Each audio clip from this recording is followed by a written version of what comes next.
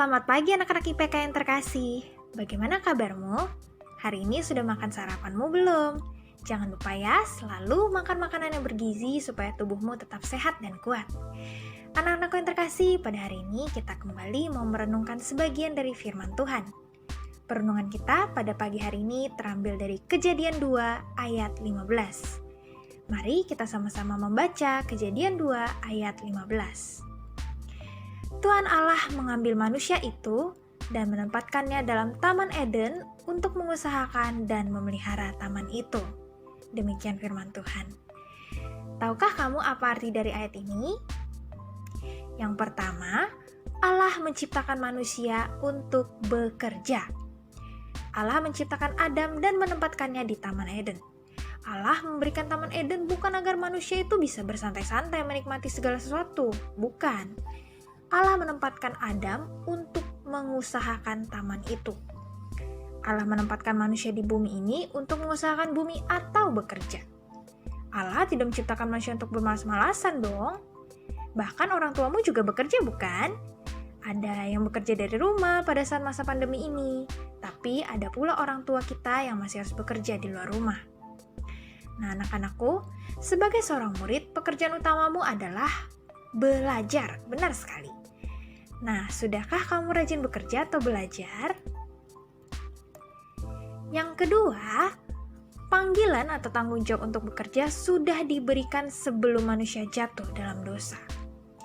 Dosa baru ada dalam Kejadian 3. Sedangkan pekerjaan sudah ada dalam Kejadian 2 ayat 15 yang tadi kita baca.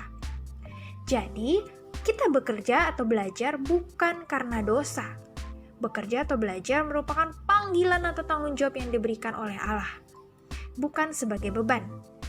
Oleh karena itu, kita harus bekerja atau belajar dengan sukacita, dengan sungguh-sungguh dan bertanggung jawab. Kenapa? Karena Allah kelak akan meminta pertanggungjawaban atas pekerjaan yang sudah dipercayakan kepada kita. Ini seperti yang dijelaskan Tuhan Yesus dalam perumpamaan tentang talenta. Talenta pada zaman itu merupakan satuan ukuran atas jumlah uang. Satu talenta merupakan jumlah uang yang sangat besar loh di zaman itu. Jadi perumpamaan ini menunjukkan bahwa talenta yang Tuhan percayakan kepada setiap orang yang mengikut Tuhan itu nilainya sangat besar.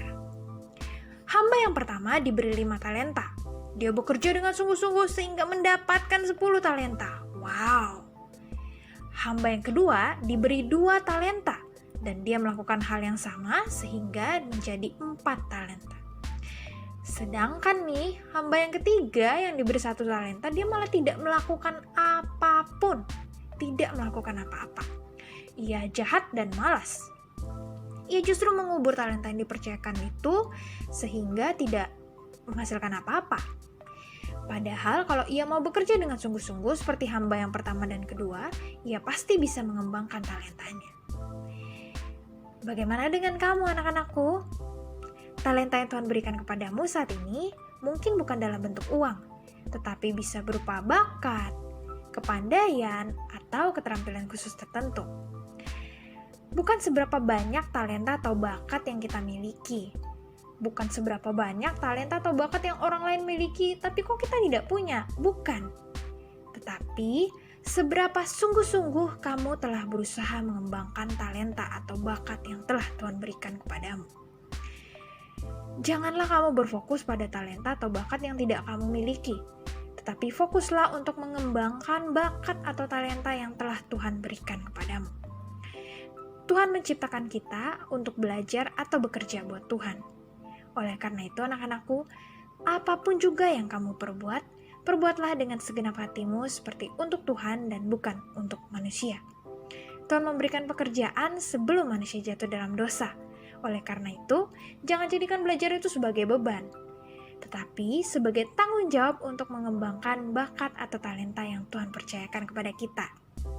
Lakukanlah tugas atau tanggung jawabmu sebagai seorang murid dengan sukacita, sungguh-sungguh, dan bertanggung jawab kepada Tuhan. Amin.